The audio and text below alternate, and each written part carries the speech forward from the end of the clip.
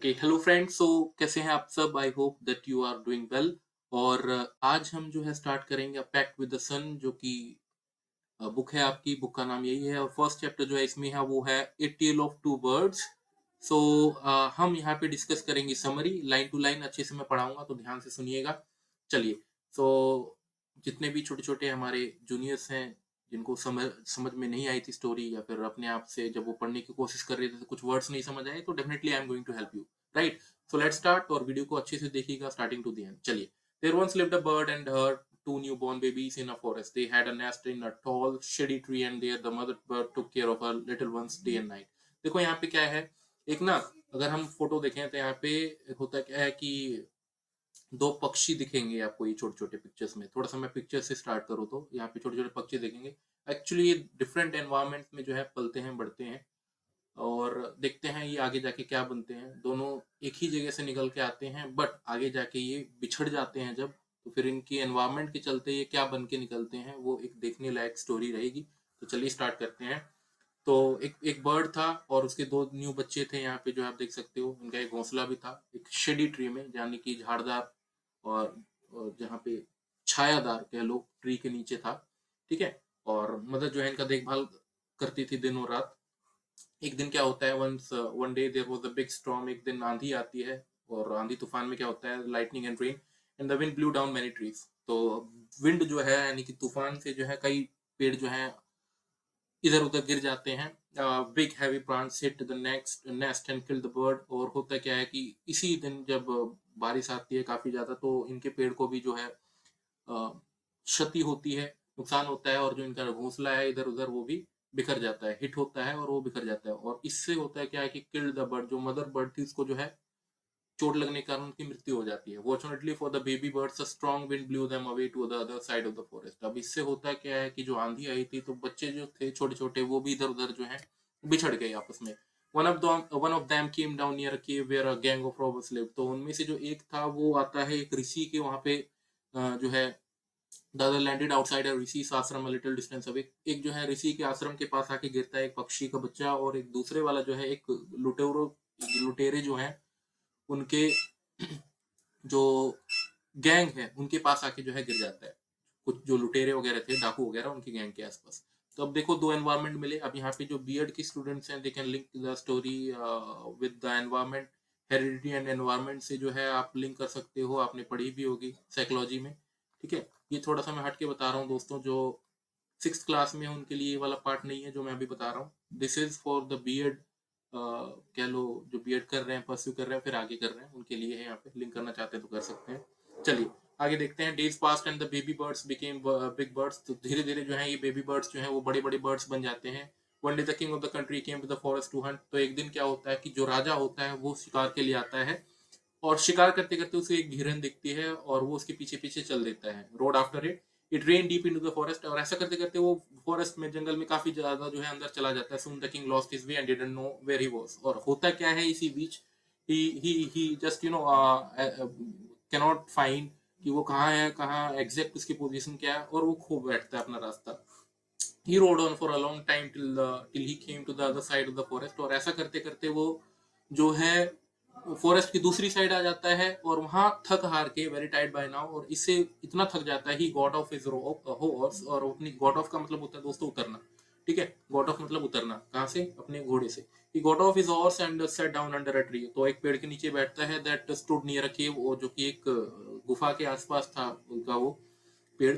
Suddenly he heard a voice cry out. तो एक voice सुनाई देती है उसको, quick hurry up, there is someone under the tree, come and take his wealth and his horse, hurry or else he will slip away. ये जो है एक उसी पक्षी के द्वारा बोला जाता है जो कि लुटेरों के गैंग में जो है शामिल हो चुका था। तो अब ये क्या अनाउंसमेंट करता है कि जल्दी जल्दी करो लुटेरो, आओ आओ, मतलब अपने गैंग के लोगों को बुलाता है कि यहाँ पे ना कोई आया है जिसके हाथ में, मतलब जिसके पास बहुत सारे सोने जेवरात हैं। ठीक है। घोड़ा भी है, तो आओ जल्दी से लूटो इसे, नहीं तो ये भाग जाएगा, स्लिप अवे। राइट। तो किंग जो है ये सुन के परेशान हो जाता है कि भैया ये किसने अनाउंसमेंट करी। और वो देखता है, he looked up and saw a big brown bird. एक ब्राउन बर्ड देखता है जो कि एक पेड़ के उसमें कोने में था, वो on the tree under which he was sitting, जहाँ पे बैठा था। ही आल्सो हर्ड फेंट noises issuing from the cave. और केव के आसपास, यानी कि जो आपका गुफा था, गुफा के आसपास देखता है वो कुछ कुछ हल्की फुल्की फुसफुसाहट सी हो रही थी। ठीक है। हल्की फुल्की नॉइजेस आ रही थी, शोर शराबे की, हल्की फुल्की। और वो तुरंत नोट करता है कि भैया यहाँ पे तो चोर है, डाकू को बुलाया जा रहा है मेरे को लूटने के लिए। तो वो फट से वहां से भागता है। He quickly got on to his horse and rode away as fast as he could. तो जितना फास्ट वो दौड़ सकता था वहां से वो भागता है। अच्छा, एज फास्ट एज जो है एक फ्रेज है, you can use this phrase. For example, I can eat as much as I want. जितना मैं चाह सकता हूँ या चाहता हूँ उतना मैं खाऊंगा, ठीक है, आई विल ईट। इस टाइप से जो है एज वो as fast as much as good as, इसका इस्तेमाल आप कर सकते हो अपने डेली लाइफ में। चलिए, नेक्स्ट है soon he came to a clearing which look like an ashram. उसके बाद भागते भागते एक आश्रम के पास पहुंचता है ये, और इट वॉज द ऋषिस आश्रम। और ये कुछ और नहीं होता है, ये ऋषि का ही आश्रम होता है। उसके बाद क्या है कि the king tied his horse to a tree and sat down in its shade. और वहां पे जो है अपने घोड़े को बांधता है एक पेड़ के नीचे। आश्रम में आया है, सेफ फील कर रहा था वो थोड़ा सा, और अपने घोड़े को वहां पे बांधता है और छायादार एक पेड़ के नीचे फिर से बैठ जाता है। और वहां पे जैसे वो बैठता है, suddenly he heard a gentle voice announce, welcome to the ashram sir, please go inside and rest, the rishi will be back soon. और बैठिए सर, आइए विश्राम कीजिए, ऋषि जो है जल्दी ही आएंगे। तो there is some cold water in the pot, अगर आप पीना चाहें तो पी सकते हैं, मतलब ठंडा पानी रखा हुआ था एक मटके में। प्लीज मेक योरसेल्फ कंफर्टेबल, विश्राम कीजिए please. The king looked up and saw a big brown bird in the tree. अब ये देखता है कि अरे भैया ये तो वही पक्षी है। तो उसको लगता है नहीं ये तो वही पक्षी है, लेकिन फिर ये रियलाइज करता है नहीं नहीं ये तो कोई और है, ठीक है। फिर इतने में जब ये चीज कहता है, पक्षी जब इसको विराम विश्राम वगैरह करने को कहता है और ये देखता है कि ये तो वही बर्ड है, फिर ये रियलाइज करता नहीं ये तो वो नहीं है। तो he was amazed, this one looks like the other bird outside the cave, he said to himself loudly. तो कहता है ये तो वही है जो वहां पे बाहर था। तो कह रहा है you are right sir, answered the bird, he is my brother. तो ये पक्षी फिर जवाब देता है इस राजा को, जब राजा कहता है कि तो उसी के जैसा दिख रहा है जैसा हमने गुफा के बाहर देखा था। तो पक्षी कहती है यस यस, सही कह रहे हो आप, ही is my brother but he has made friends with robbers. Actually उसने जो दोस्ती करी है उसने गुंडों के साथ करी है। एक्चुअली वो भी वैसा ही हो गया जैसे था, जिस माहौल में पला बड़ा वैसा ही हो गया। कि now talks as they do, तो वैसा ही बातें करता है जैसे उसके ग्रुप के लोग बातें करते हैं। He doesn't talk to me anymore, वो मुझसे बातें नहीं करता। Just then the rishi entered the ashram, उसके बाद ऋषि जो है आश्रम में एंटर ले लेते हैं, एंट्री करते हैं। Welcome sir, he said to the king, please come inside and make yourself at home, you look tired. तो कहते हैं आइए विश्राम कीजिए, आइए घर की ओर आइए और अपने आप को थोड़ा सा कंफर्टेबल कीजिए, आराम कीजिए। Then you can share my food, हमारा खाने भी जो खाना है हमारे साथ वो भी शेयर कर सकते हैं। The king told the Rishi the story of the two birds and how each had behaved so differently, though they looked so alike. तो एक जैसे ही दिखते थे, बट ऋषि ने फिर इनको समझाया। क्या समझाया कि भैया देखने में तो एक जैसे ही हैं, दोनों दोनों भाई भी हैं, बट दोनों के विचारों में जो ये अंतर है, ये कारण क्या है। The forest is full of surprises, he said, the Holi man smiled and said. तो ये जो ऋषि थे इन्होंने कुछ कहा, क्या कहा देखते हैं। After all one is known by the company one keeps. तो कहते हैं कि संगति का वो जो है बहुत ज्यादा असर पड़ता है। तो वन इज नॉन मतलब एक जाना जाता है अपनी संगति के कारण। तो अगर आप कहते हैं रंग संग रंगी भया दुश्चक्र के फेर, गिरगिट सग गिरगिट भया, करो ना कोनो देर, मतलब अगर गिरगिट के साथ रहोगे तो गिरगिट जैसा बन जाओगे, ठीक है। और अच्छे लोगों के साथ अपने आपके संबंध है तो आप अच्छे ही रहोगे, राइट। तो एक काफी नॉलेजेबल स्टोरी थी दोस्तों आप लोगों के लिए। आगे भी थोड़ा सा रह गया, पढ़ लेते हैं। That bird has always heard the talk of robbers.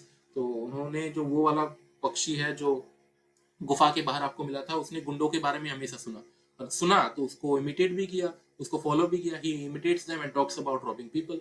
This one has repeated when he was always heard, he welcomes people to the ashram. तो और इसकी अगर बात करें तो ये जो है ये हमारे पास रहा, आश्रम में ये आया था और ये हमारी तरह ही सीखा। ये वेलकम्स पीपल टू द आश्रम, ये लोगों को बुलाता है, आराम करने को कहता है, अंदर बुलाता है। I will tell you more about this place and these birds. तो मैं आपको और कुछ बताऊंगा इन प्लेसेस के बारे में, इस जंगल के रहस्य के बारे में। तो आइए थोड़ा सा विश्राम कीजिए, राइट। तो यहाँ पे तो दोस्तों स्टोरी एंड हो जाती है। कहानी का कह लो मेन मोरल यही था कि संगति आपकी जो है वो बताती है कि आप किस टाइप के इंडिविजुअल बनोगे। Let's see if you are involve with wrong people, bad people, those who believe in looting, those who believe in any kind of discrimination, so definitely आप भी वैसे ही हो जाओगे। बट अगर आप एकता में, अखंडता में, देश की अखंडता में, मतलब आप देश के साथ खड़े रहते हो, हमेशा वैसे लोगों के साथ रहते हो, तो हाई चांसेस हैं कि आपके जो विचार भी होंगे वैसे ही बनेंगे और आप वेलफेयर के लिए ही काम करोगे, राइट।